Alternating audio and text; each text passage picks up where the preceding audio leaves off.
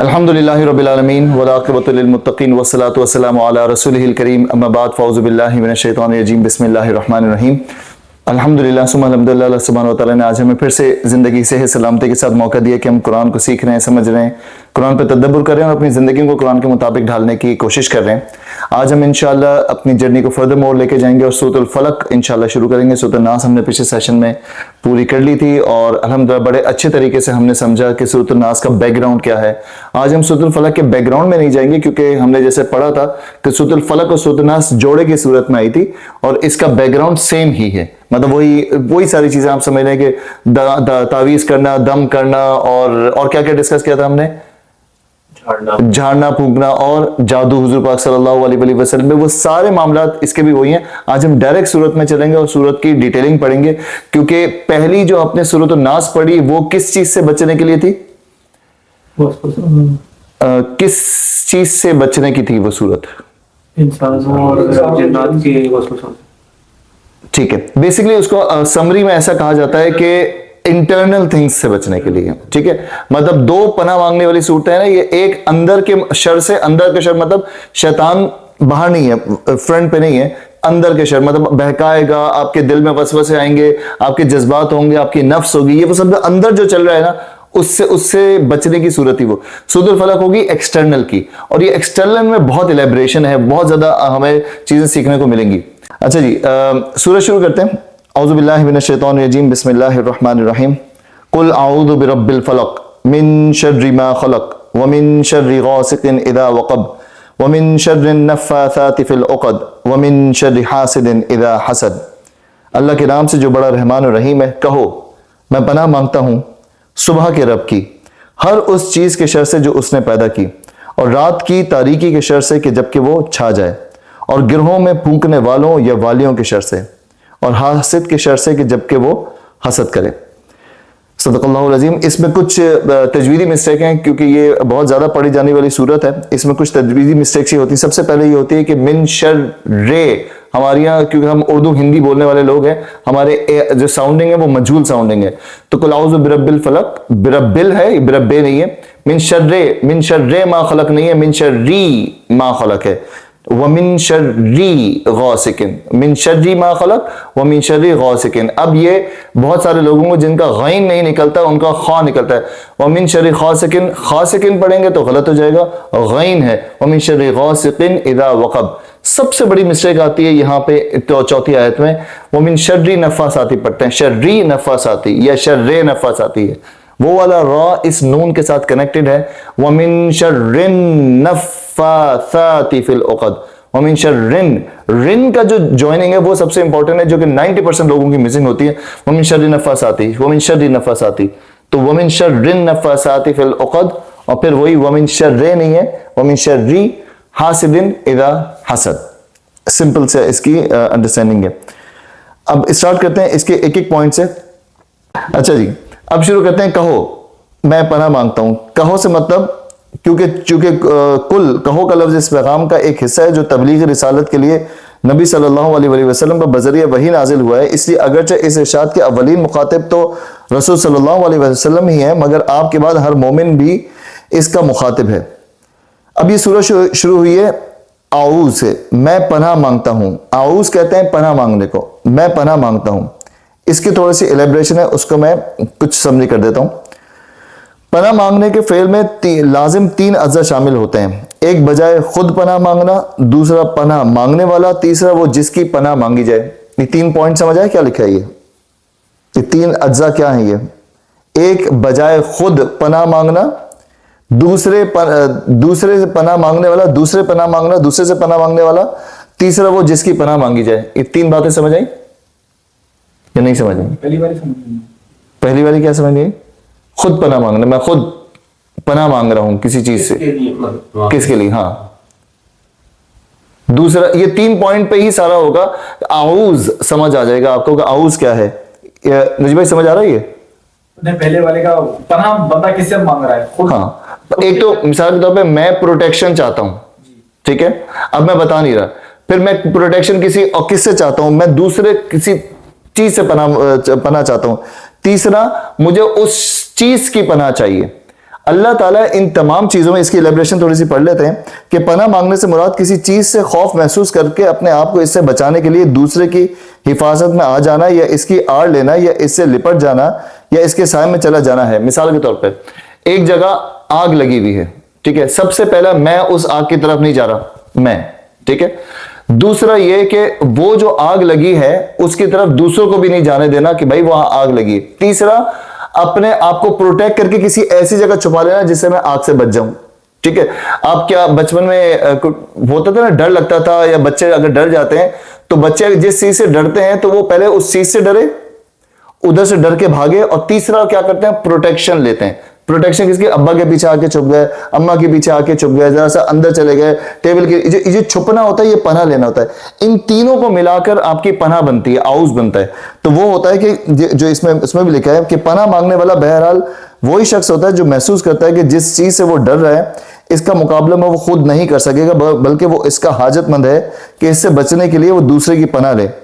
پھر جس کی پناہ مانگی جاتی ہے وہ لازماً کوئی ایسا شخص یا وجود ہوتا ہے کہ جس کے متعلق پناہ لینے والا سمجھتا ہے کہ اس خوفناک چیز سے وہی بچا سکتا ہے. مطلب بچہ اگر ابا کے پاس آئے گا ڈر کے تو وہ اس کا یہ پہلا اس کا انٹرنل بلیف ہے کہ مجھے ابا بچا لیں گے. یا کوئی ڈر کے آپ کسی کے پیچھے چھپ جاتے ہیں تو آپ کا یہ بلیف ہوتا ہے جو آپ کو پتہ نہیں ہوتا کہ مجھے بچانے والا یہی ہے, ٹھیک ہے. تو وہ جو بلیف ہوتا ہے وہ کس سے پناہ مانگنے جا رہے ہیں, مطلب آپ پناہ مانگ رہے ہیں فلاں چیز کی, لیکن کس سے پناہ مانگ رہے ہیں وہ بھی ڈیپینڈ کرتا ہے. جس کے متعلق پناہ لینے والا سمجھتا ہو کہ اس خوفناک چیز سے وہی بچا سکتا ہے. اب پناہ کی ایک قسم تو وہ ہے جو قوانین طبعی کے مطابق علم اسباب کے اندر کسی محسوس مادی چیز یا شخص یا طاقت سے حاصل کی جاتی ہے. مثلا دشمن کے حملے سے بچنے کے لیے کسی قلعے میں پناہ لے لینا, یا گولیوں کی بوچھار سے بچنے کے لیے خندق یا کسی دمدمے یا کسی دیوار کی آڑ لینا, یا کسی طاقتور ظالم سے بچنے کے لیے کسی انسان یا قوم یا حکومت کے پاس پناہ لینا, یا دھوپ سے بچنے کے لیے کسی درخت, یا اس طرح کی اور بھی جتنی ڈیٹیل. تو یہ جو دھوپ سے پناہ لینے کے لیے آپ درخت کے نیچے آ گئے, آپ کچھ آج کل کی مثال بتائیں, آج کی مثال بتائیں, فلاں چیز سے پناہ لینے کے لیے آپ کیا کریں گے, بارش سے بچنے کے لیے آپ چھتری لے لیں گے, ٹھیک ہے. اور کیا ہوگا, اور کیا مثال کے طور پہ آپ اور بتائیں کس چیز سے ڈرتے ہوئے آپ پناہ لیں گے, کس چیز سے بچنے کے لیے جیکٹ لے لیں گے. کتنے اچھی مثال ہے, مطلب سردی لگ رہی ہے تو جیکٹ لے لیں گے آپ, اور تو پولیس سے بچنے کے لیے گاڑی گلی میں لے لیں گے انشورنس نہیں ہے تو. اچھا, اور مطلب یہ سمجھ لیں کہ جہاں پہ آپ کل آؤز کر رہے ہیں, آؤز کا مطلب یہ ہے کہ آپ اللہ تعالیٰ کو, میں اس کو سمری کر دیتا ہوں, آؤز کا مطلب یہ ہے کہ آپ اللہ تعالیٰ کو ہر چیز میں مان رہے ہیں کہ اللہ ہی مجھے بچا سکتا ہے, اور آپ یہ نی ڈاؤن کر رہے ہیں کہ میں فلاں چیز سے ڈرتا ہوں. اب وہ فلاں چیز سے جب ہم نے قل اعوذ برب الناس میں پڑھا تو آپ نے اپنا ڈر کس کے لیے بولا تھا کہ میں ڈر رہا ہوں, کہ کس سے ڈر رہا ہوں, ہاں ناس انسانوں شیطان سے, وسوسے سے, اس کے بہکاوے سے. سب سے پہلے جب آپ یہ پڑھ رہے ہوتے ہیں تو آپ مان رہے ہوتے ہیں کہ میں ڈر رہا ہوں, اللہ تعالیٰ مجھے آپ کی پناہ چاہیے.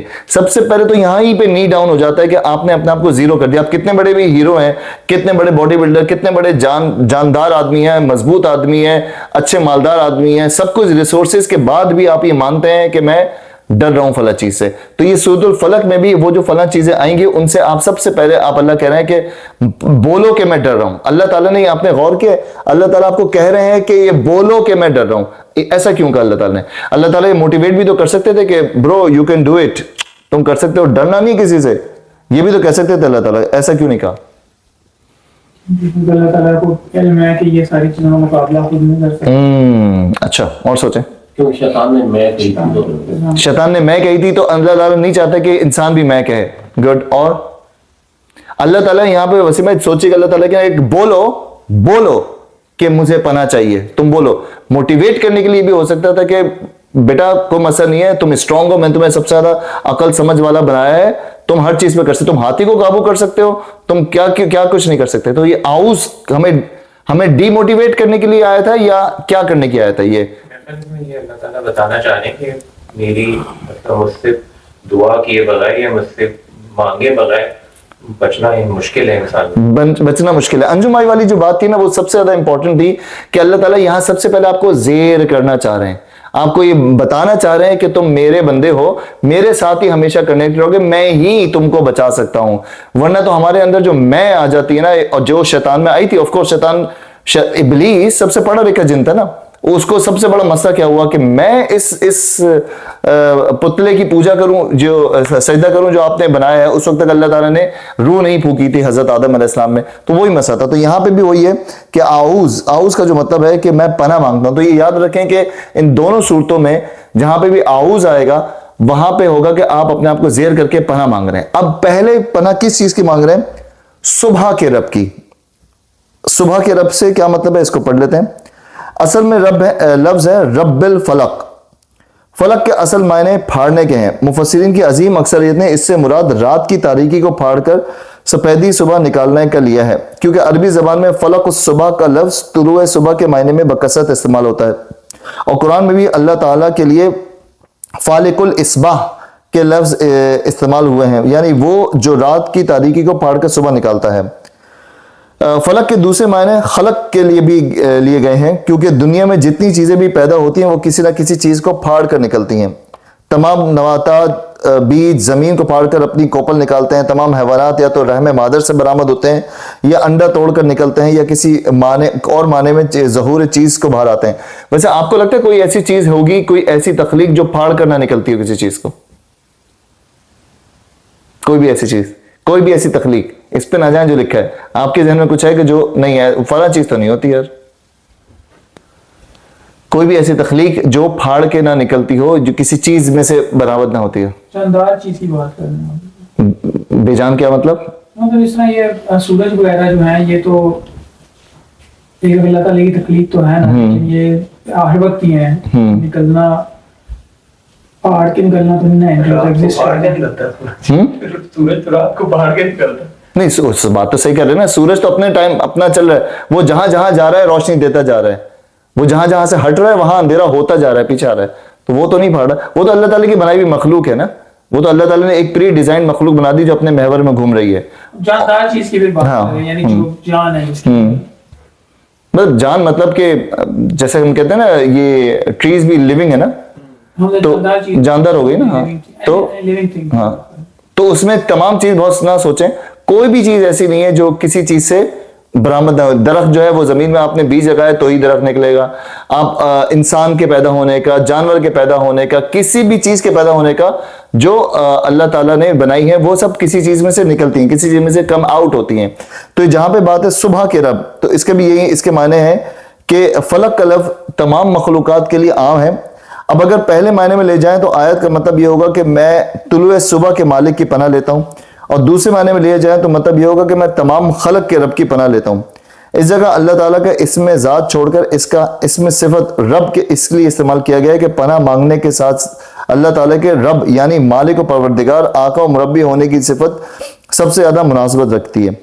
फिर रब्बुल फलक से मुराद अगर तुलुए सुबह का रब हो तो इसकी पनाह लेने के मायने ये होंगे कि जो रब तारीकी को छांट कर सुबह रोशन निकालता है, मैं इसकी पनाह लेता हूं ताकि वो आफात के हुजूम को छांट कर मेरे लिए आफियत पैदा कर दे।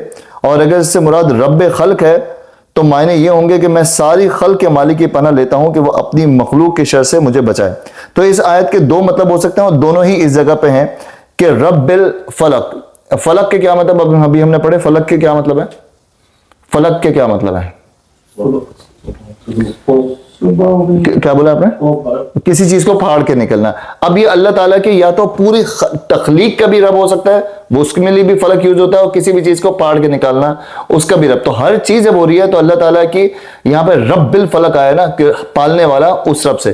तो ये पहले आया जो ना, कुल आऊज़ु बिरब्बिल फलक, सुबह के रब से जो जिसने हर चीज बनाई है, जिससे हर चीज स्टार्ट हुई है। अब नंबर वन चीज आपकी, अब आपने पहले अल्लाह ताला की तारीफ बयान कर दी, और अब आपने पहली डिमांड रख दी अपने कि हर उस चीज के शर से जो उसने पैदा की है। इसकी तफसीर में जाने से पहले ये आयत क्या बनी अरबी में? अरबी में आयत क्या बनी? मिन शर्रि मा खलक। अब हर उस चीज के शर से जो उसने पैदा की है। होल्ड ऑन, कौन कौन सी चीजें हो सकती हैं जिससे हमें बचना है? हर उस चीज के शर से कौन सी चीज, कौन कौन सी चीजें हो सकती हैं जिसके शर से हमें बचना है? सेठ, जानवर, काउंट, जानवर, पानी, आग, इंसान, जिन, ऊंचाई पहाड़, ऊंचाई भी, हाँ पहाड़ अल्लाह की तख्लीक है, ठीक है, हवा, वेरी गुड वेरी गुड, यही इलेबोरेट करें। और इज्जत, इज्जत, जिल्लत, इज्जत के शर से, नहीं इज्जत के शर से नहीं, शर लिखा है ना, इज्जत का भी शर इस तरह हो गया ना कि जब आप बहुत इज्जत में जाओगे तो आप एरोगेंस में जाते हैं ना आपकी, तो वो सर पे चढ़ जाती है तो अच्छा वो अगर आप आयत पढ़ें, हर उस चीज की शर से जो उसने पैदा की है, पैदा की है, तो वो कौन कौन सी चीज? नजीब भाई ने कुछ 7-8 तो गिनवा दी, और कितनी चाहते हैं? थोड़ा सा इलेबोरेट करें, सोचे कुछ हो जाए, कुछ 15 हो जाए कुछ इस पर भी मुझे भी दे दिया। तो सूरज का शर हो सकता है, सूरज का शर हो सकता है, चांद का शर हो सकता है, चांद का भी होता है, कैसे कैसे? ये डिफरेंट मेथोडोलॉजीज के अंदर होता है, सॉल्व हाँ, अमावस की रात अमावस की रात, अमावस की रात बोलते हैं ना उसको, फुल मून को। हाँ हाँ, देखें ना, नॉलेज पूरी हुई। अच्छा, लोग हैं जो पूछते हैं ना सूरज और चांद को, वो इसके एक तरह से शर में आ गए। ये आ गया बिल्कुल, ठीक है, और इस तरीके से भी आ गया और दूसरी तरीके से भी। और कौन कौन, देखें ये आप अल्लाह ताला से मांग रहे हैं ना, आप सोचें आप अल्लाह ताला से मांग रहे हैं, तो आप हर उस चीज के शर से जो उसने पैदा किया, तो इसमें आपके माइंड में कुछ तो होंगी जो, नजीब भाई एक दफा फिर रिपीट करें, आग, पानी, हवा, इंसान, जिन्नात, जिन्नात में शैतान भी आ गया, ठीक है, जानवर, पहाड़, और सूरज, चांद, और जलजले, जमीन। ये बड़ी भाई बहुत आप छुप के बैठे हुए, जमीन का शर भी तो हो सकता है ना, कि जमीन, जलजला, बिल्कुल वेरी गुड। और आजकल तो सूरज चांद पे जाने की कोशिश हो रही है। हाँ, सूरज पे नहीं जा सकते, सूरज पे कौन जाएगा?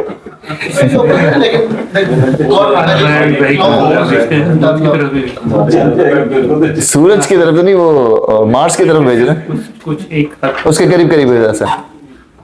तो मैंने इससे सुना था कि उससे सूरज से एनर्जी लेने के लिए, उसके ऑब्जर्वेशन के लिए वो सैटेलाइट्स भेजी जा रही है, कि जितना करीब से उसको उसकी कुछ एनर्जीज, बूस्टर कुछ लेने थे। I think John Webb telescope करता है ना, तो recently गई है। It has got very closest picture। नहीं, तो मैं वही पूछा था कि शर में नहीं, शर में नंजू भाई ने जबरदस्त बोला कि वो जमीन का शर, जमीन का भी शर हो सकता है ना, कि आपको एकदम खा जाए जमीन।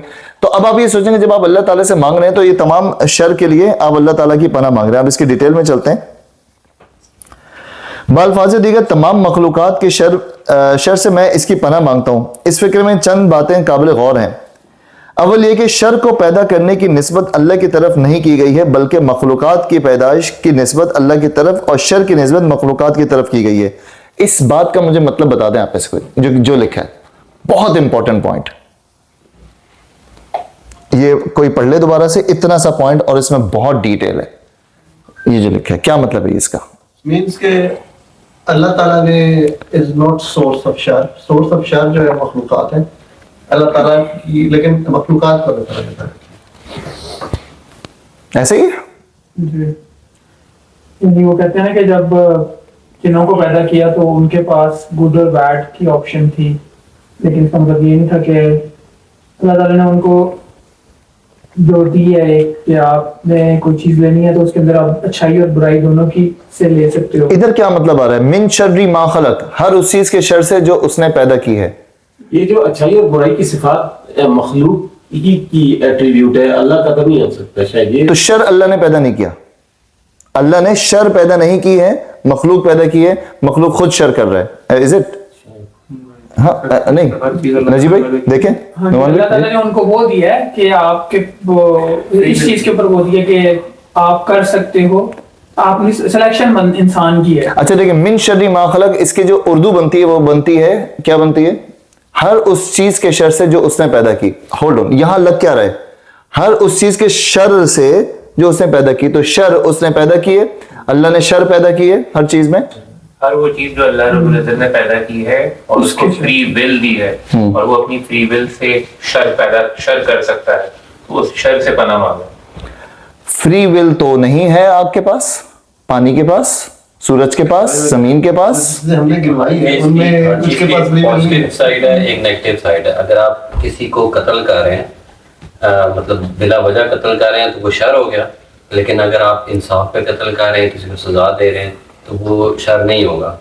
दोनों एस्पेक्ट्स है ना। इसी तरह अगर आग आपको हीट दे रही है तो वो आपको सोर्स ऑफ हीट भी है, आपको खाने पकाने के लिए भी एक्स्ट्रा हो जाए तो चल जाएगा। लेकिन अगर आप उसको एज अ शर लेंगे तो अल्लाह ताला ने क्या शर पैदा की है या अल्लाह ताला ने मखलूक पैदा की है? आयत है कि हर उस चीज के शर से जो उसने पैदा की, हर उस चीज के शर से जो उसने पैदा की, शर से उसने पैदा की।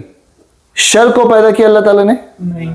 बिल्कुल ठीक है, यही लिखा हुआ है और इधर भी स्क्रीन पे भी लिखा हुआ है कि अल्लाह ताला ने कोई शर पैदा नहीं किया। अल्लाह ताला ने थिंग्स पैदा की, वो अपना जो है आपको मतलब फ्री विल के साथ इंसान और जन्नात और बाकी लोग, मिसाल के तौर पे आग वाली जो बात की, उस चीज के शर से, मुझे आग ना खा जाए, मुझे जमीन ना खा जाए, मुझे जो हैवानात ना खा जाए, वो चीजों के शर जो हो सकता है उससे।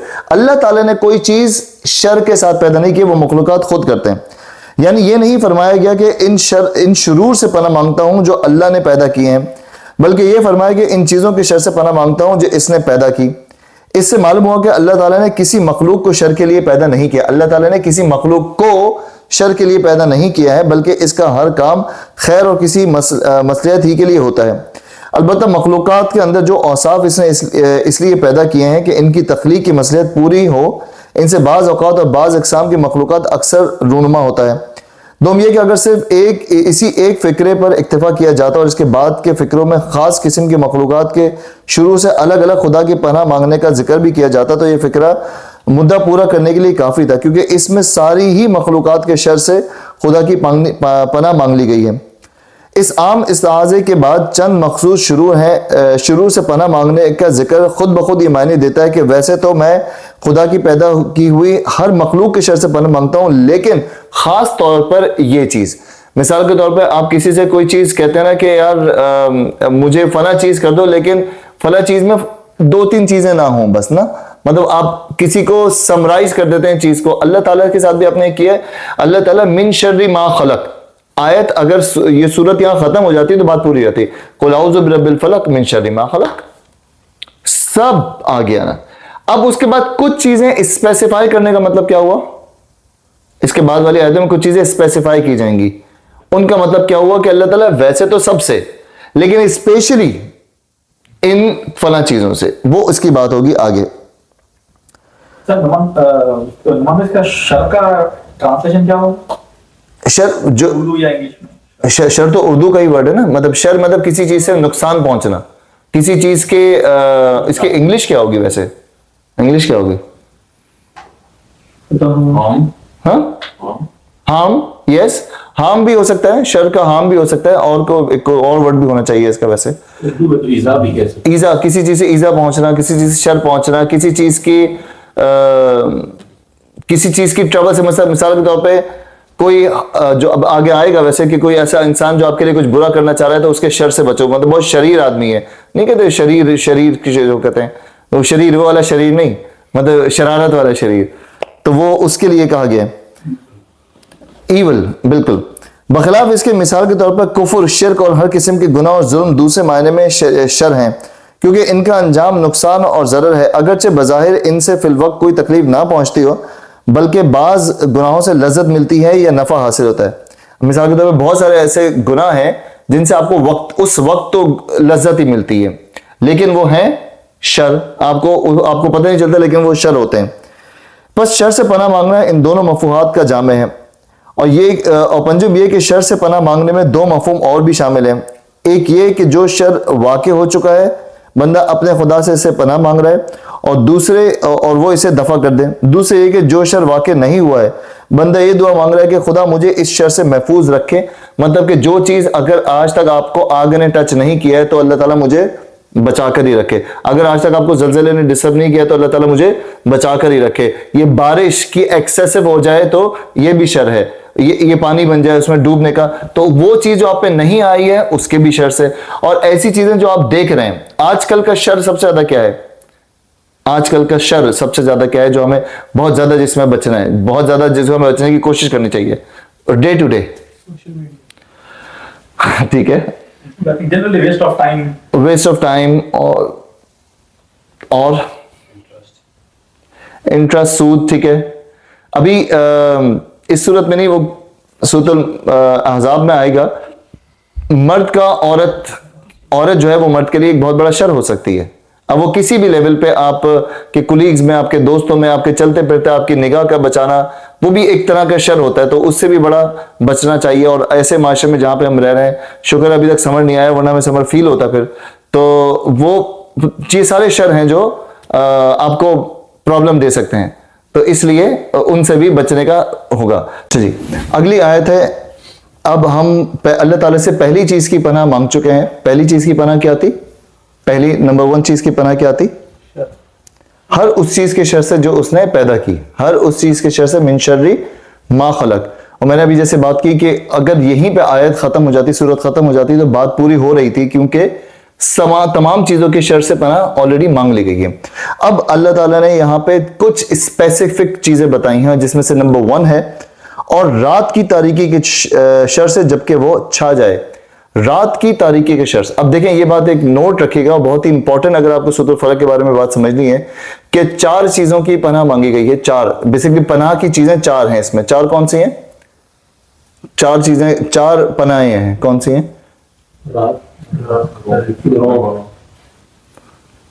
بھائی سب سے پہلے تو ہر اس چیز کے شر سے جو اس نے پیدا کی 1, رات 2, پھونکنے والیوں کی 3, اور حاسد 4. یہ اللہ تعالیٰ نے جو, وہ تو تمام چیزوں میں آ گیا, وہ تو ایک سمری ہو گیا نا پورا, ایک تمام ہی چیزوں کے شر سے. ابھی جو 3 خاص طور پہ نکل کے آئی ہیں, اس میں سے پہلا ہے رات کی تاریکی کے شر سے. کیا شر رات کی تاریکی میں؟ کون سا شر؟ ابھی رات میں بیٹھے ہم, کیا ہو سکتا ہے رات کی تاریکی کا شر؟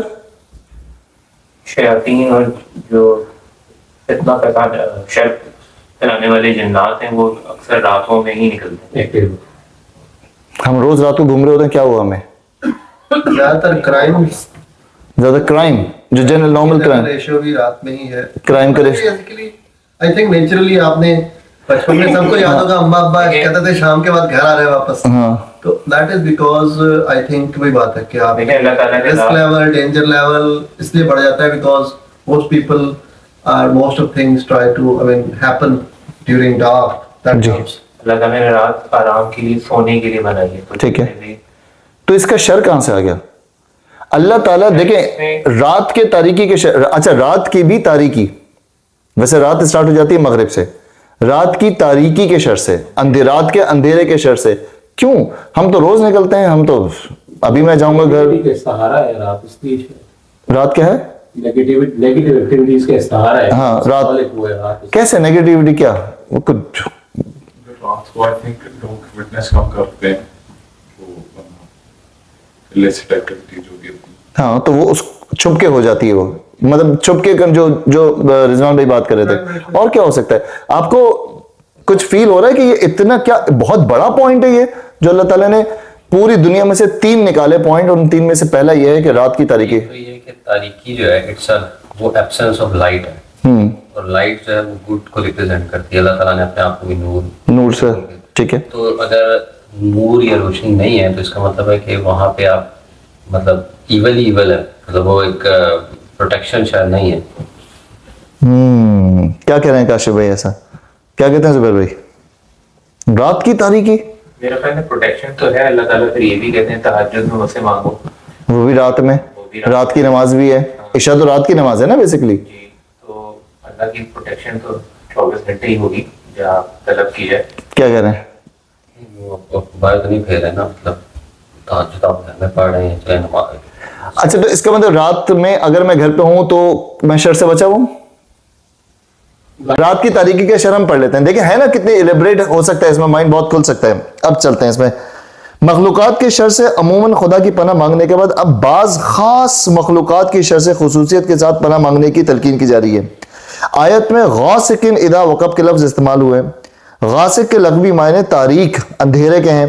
چنانچہ قرآن میں ایک جگہ ارشاد ہوا ہے اقم الصلاۃ لدلوک الشمس الی غسق اللیل, نماز قائم کرو زوال آفتاب کے وقت سے رات کے اندھیرے تک.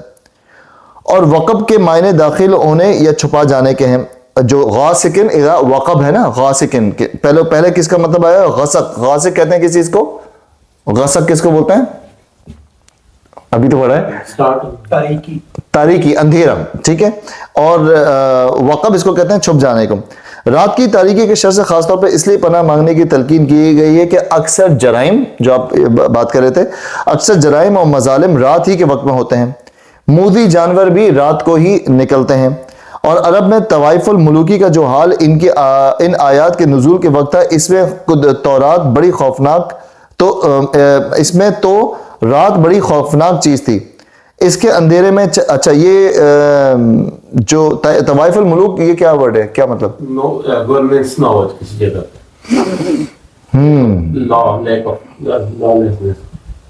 اچھا. اور ملوکی کسی ایک لائک اسٹیبلشڈ اس کا حکومت کا رول. اردو کے پروفیسر. اچھا اتنا ذہن نہ چلائیں، یہی مطلب ہے جو لالسنس، جو انجم بھائی نے کہا. لائن بھی تو پڑھیں کہ اور عرب میں طوائف الملوکی کا جو حال تھا، طوائف الملوکی کا جو حال ان آیات کے نزول کے وقت ہے، اس میں تو رات بڑی خوفناک چیز تھی. اس کے اندھیرے میں چھاپا مارنے نکلتے تھے. چھاپا مطلب جو نہیں، آپ نے ارطغرل جب دیکھی ہوگی تو وہ گھوڑے لے کے رات میں پہنچ جاتے ہیں اور کسی بھی قبضہ کر لیا کسی جگہ پہ، اور بستیوں پر غارت گری کے لیے ٹوٹ پڑتے تھے. جو لوگ رسول صلی اللہ علیہ وسلم کی جان کے در پہ تھے، وہ بھی تو رات کو ہی آئے تھے نا. آپ کو قتل کر دینے کی تجویزیں سوچا کرتے تھے تاکہ قاتل کا پتہ نہ چل سکے. جو نعمان بھائی نے بات کی تھی نا کہ رات کو پتہ نہیں چلتا، رات کو آپ کے وٹنس کم ہو جاتا ہے نا، آپ چھپ کے کوئی چیز کر سکتے ہیں، پلاننگ کر سکتے ہیں، کچھ بھی کر سکتے ہیں. اسے ان تمام شرور آفات سے خدا کی پناہ مانگنے کا حکم دیا گیا ہے جو رات کے وقت نازل ہوتی ہیں. یہاں اندھیری رات کے شر سے طلوع فجر کی رب کی پناہ مانگنے میں جو لطیف مناسبت ہے وہ کسی صاحب نظر سے پوشیدہ نہیں رہ سکتی. اس آیت کی تفسیر میں ایک اشکال یہ پیش آتا ہے کہ متعدد صحیح احادیث میں حضرت عائشہ کی روایت آئی ہے کہ رات کو چاند نکلا ہوا تھا. رسول صلی اللہ علیہ وسلم نے میرا ہاتھ پکڑ کے اس کی طرف اشارہ کیا اور فرمایا کہ اللہ کی پناہ مانگو. ہاد الغاسق اذا وقب، یعنی یہ الغاسق اذا وقب ہے. اس کی تعبیر میں بعض لوگوں نے کہا کہ اذا وقب کا مطلب یہاں اذا خسف ہے، یعنی جبکہ وہ گہنا جائے یا چاند گرہن اس کو ڈھانک لے. لیکن کسی روایت میں بھی یہ نہیں آیا کہ جس وقت حضور پاک صلی اللہ علیہ وسلم نے چاند کی طرف اشارہ کر کے بات فرمائی تھی اس وقت وہ گرہن میں تھا. اور لغت عرب میں بھی اذا وقب کے معنی اذا غصف کے نہیں ہو سکتے. ہمارے نزدیک اس حدیث کی صحیح تعبیر یہ ہے کہ چاند نکلنے کا وقت چونکہ رات کو ہوتا ہے اور دن کو اگر چاند آسمان پر ہوتا بھی ہو تو روشن نہیں آتا. اس سے حضور پاک صلی اللہ علیہ وسلم کا ارشاد کا مطلب یہ ہے کہ اس کے یعنی چاند کے آنے کے وقت کی یعنی رات کی خدا کی پناہ مانگو، کیونکہ چاند کی روشنی مدافعت کرنے والے کے لیے اتنی مددگار نہیں ہوتی جتنی حملہ آور کے لیے ہوتی ہے، اور جرم کا شکار ہونے والے کے لیے اتنی مددگار نہیں ہوتی جتنی مجرم کے لیے ہوا کرتی ہے. اسی بنا پر حضور صلی اللہ علیہ وسلم کا ارشاد ہے کہ جب سورج غروب ہو جائے تو شیاطین ہر طرف پھیل جاتے ہیں، لہٰذا اپنے بچوں کو گھروں میں سمیٹ لو اور اپنے جانوروں کو باندھ رکھو جب تک رات کی تاریکی ختم نہ ہو جائے. یہ جو آپ نے بات کی تھی نا مذاق میں، ہم بچپن میں کہا کرتے تھے، یہ ایکچوئل صحیح بات ہے. جب نہیں ہمارے گھروں میں کہا جاتا تھا بیٹا مغرب سے پہلے آ جانا، مغرب سے اوپر، ہمارا گھر اوپر کا ہوتا تھا تو ہمیں کہا جاتا تھا مغرب سے پہلے اوپر آ جانا. تو یہ بڑے امپورٹنٹ بات ہے کہ اللہ تعالیٰ نے یہاں پہ جو غاسقن اذا وقب ہے نا، کبھی آپ نے غور ہی نہیں کیا ہوگا. اور یہی وجہ ہے کہ قرآن پہ تدبر کرنے کا فائدہ یہ ہوتا ہے کہ آپ کو باریکیاں پتہ چلتی ہیں رات کی تاریکی کے شر سے. ہر مسئلہ مسائل جو ہوتا ہے وہ رات کو ہو سکتا ہے. ایون جو رضوان بھائی نے مذاق میں بھی کہا تو وہ بھی بات صحیح ہے کہ رات کو ہی یہ عورتوں کا بھی بازار گرم ہو جاتا ہے، رات کو ہی ساری چیزوں کا چیزیں ہو جاتا ہے، طوائف، مجرے، ہر چیز، مطلب یو کین نیم اٹ، جتنی بھی برائیاں ہیں وہ رات کو زیادہ ہو جاتی ہیں. مطلب ڈاکہ پڑ گیا میرے گھر میں اللہ نہ کرے، اور یا چوری ہو گئی، سب سے پہلے سینس کیا آئے گا؟ رات کو ہی ہوگی. اگر کوئی آپ کو بتانا یار میرے یہاں دن دہاڑے ڈاکہ پڑ گیا تو بڑی سب حیران ہوتے ہیں، یار آپ کے یہاں دن میں ڈاکہ پڑ گیا، آپ کے یہاں دن میں چوری ہو گئی. مطلب ایسا سوال کرنے والا کہے گا یار دن میں کیسے کوئی کر سکتا ہے؟ ساری بات آتی ہے وہ ہلکے سے جو نعمان بھائی بول گئے تھے نا، اس وقت وٹنس نہیں ہوتے نا. مطلب رات میں کوئی چھپ کے کوئی بھی کام ہو سکتا ہے. تو رات کی تاریکی کا شر سے اللہ تعالیٰ سے بچنا ہے. بہت آپ نے بچپن میں سنا ہوگا کہ درختوں کے نیچے سے نہ گزرو. آپ نے اور کیا کیا سنے ہوں گے بچپن میں رات کے حساب سے؟ اور کیا کیا سنا ہے رات کے حساب سے؟ اور کیا کیا سنا ہے؟ رات میں دیر تک باہر نہیں بیٹھو، رات میں بس سونے کے جلدی. آپ میں سے کس نے کہا کہ رات, آپ نے کہا تھا وسیم بھائی کہ رات تو سونے کے لیے ہوتی ہے. ہمارے یہاں جو ایکچوئل جو رات کا سسٹم ہے وہ یہ ہے کہ عشاء کے بعد, عشاء از سمجھیں کہ ڈیڈ لائن ہوتی ہے. ہمارے یہاں تو رات کے 2-3 بجے تک لوگ جاگ رہے ہوتے ہیں اور پھر فجر پڑھ کے ہی سوتے ہیں شاید. تو وہ رات کا اللہ تعالیٰ نے بڑا تاریکی کا بتایا. اچھا, کیا یہ رات کی تاریکی آپ کو گھر کے باہر ہی ڈیمیج کر سکتی ہے یا گھر میں بھی ڈیمیج کر سکتی ہے؟ نہیں, لائٹ کھلی ہوئی ہے, سوری میں وہیں بھی چلا گیا تھا, لائٹ کھلی ہوئی ہے. ہاں, گھر میں بھی ڈیمیج کر سکتی ہے. کیسے؟ ایکسٹرنل ہو گیا وہ. ویسے بتائیں کہ آج کے زمانے میں تو جو ہے نا فون میڈیا کی وجہ سے جو ہے نا بندہ گھر بیٹھے بیٹھے بھی. جب یہ سیشن شروع ہو رہا تھا نا, جب بات شروع ہوئی تھی شر کی, تو اس وقت زبیر بھائی نے ایک بات کہی تھی جو آپ لوگوں نے ہنس گئے تھے, میں بھی ہنس گیا تھا. سوشل میڈیا, جتنا بھی زیادہ آپ کا فارغ ٹائم ہوتا ہے نا, وہ آپ کا ہوتا ہے آفس کے بعد, کھانے کے بعد, اور پھر جو رات کو بیٹھنے کا ہوتا ہے. اس وقت لوگ اکثر میرے سیشنز میں تو ماشاءاللہ ہر طرح کے لوگ بیٹھتے ہیں. تو مطلب رات میں آپ گھر میں بھی آپ کو سکون کا جو وقت ہوتا ہے اس میں بھی ہو سکتا ہے.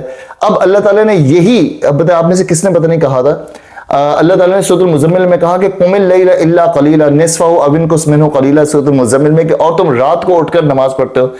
اسی لیے تہجد کا اسی لیے زیادہ آپ کو اجر ملتا ہے, کیونکہ وہ شخص جو رات کو بھی عبادت کر رہا ہے نا, اس سے بڑا متقی تو کوئی ہو ہی نہیں سکتا. جو شخص رات کو عبادت کر رہا ہے اور اس پہ بھی وہ سوتا ہے, سو کے اٹھتا ہے اور پھر عبادت کر رہا ہے, یار یہ کون عظیم آدمی ہے.